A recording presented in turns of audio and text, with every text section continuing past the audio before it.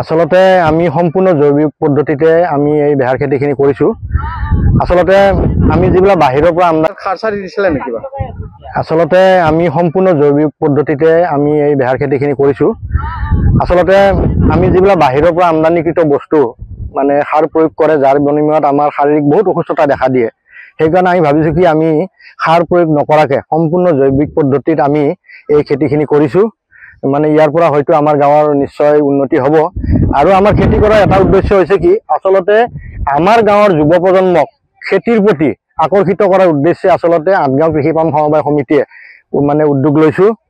মানে তাত সফল হোৱা বুলি আমি ক'ব পাৰিম। কাৰণ কিহৰ কাৰণে আজি এই বেহাৰ তোলা কাৰ্যসূচীত বহুত যুৱক বহুত যুৱতী আহি উপস্থিত হৈছে। এই চেগতে মই তেখেতসকললৈ ধন্যবাদ জ্ঞাপন কৰিছো। দেখিবলৈ পাইছো হয়, আচলতে এইটো এটা সেউজ বিপ্লৱ।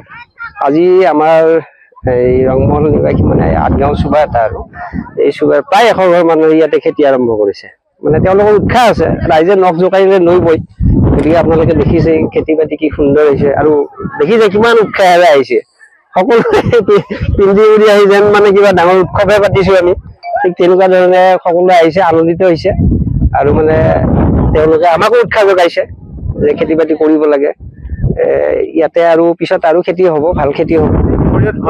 শৰীৰটো ভাল হৈছে, সেইকাৰণে সকলোৰে মুখত হাঁহি। এইটো আমি কাতি মাহৰ লাষ্টতে ছটিয়াইছিলো। হয়, ভালে হৈছে, যদিও পানীৰ ব্যৱস্থা নাই, প্ৰাকৃতিকভাৱে কৰা গৈছে। সাৰ চাৰ ইয়াতে প্ৰয়োগ হোৱা নাই, যিহেতু আমাৰ চাপৰীয়া মাটি। ইয়াতে আগতে আমি এইখিনি আমাৰ ৰাইজৰে মাটি, আমি গৰু গাইৰ কাৰণে ৰাখিছিলো, এতিয়াও ৰাখিছো এটা চাইড। ভাবিলো যে ঘাঁহ চাহো নহয় বেছি, বহুত জংঘল হৈ গৈছে, গতিকে একফাল আমি খেতি কৰো। এনেকুৱা ভাৱত মানে আমাৰ ৰাইজ গোটেই আলোচনা কৰি খেতিখিনি আৰম্ভ কৰিছে। এতিয়া ভালেই হৈছে, সকলোৱে উৎসাহিত হৈছে মানুহ, আৰু ভৱিষ্যতেও তেওঁলোকে আৰু কৰিম বুলি আশা কৰিছে।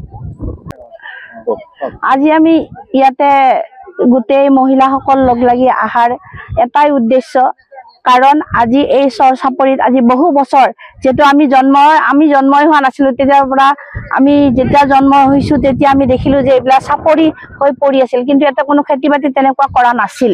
কিন্তু এতিয়া আমাৰ আঠগাঁৱৰ ৰাইজ লগ লাগি প্ৰায় 100 ঘৰ মানুহে এই বেহাৰৰ খেতি কৰাৰ কাৰণে পদক্ষেপ ললে। আৰু আজি কেইমাহ মানৰ মূৰত আজি এই বেহাৰ তোলাৰ আমাৰ উদ্দেশ্য হৈছে। আমাৰ গোটেই প্ৰায় 200 মহিলা আহি আমি একত্ৰিত হৈছো। আমাৰ ইমান আনন্দ লাগিছে, মানে আমি ক'ব নোৱাৰা অনুভৱ, মানে কি কম, ভাষা নাই। আৰু আজি এয়া এটা ক'বলগীয়া কথা, কাৰণ যিহেতু আজি মেট্ৰিক পৰীক্ষাৰ প্ৰথম দিন, তেওঁ যিসকল মাতৃয়ে তেওঁৰ ছাত্ৰ সকলক পৰীক্ষা দিয়াৰ শেষ কৰি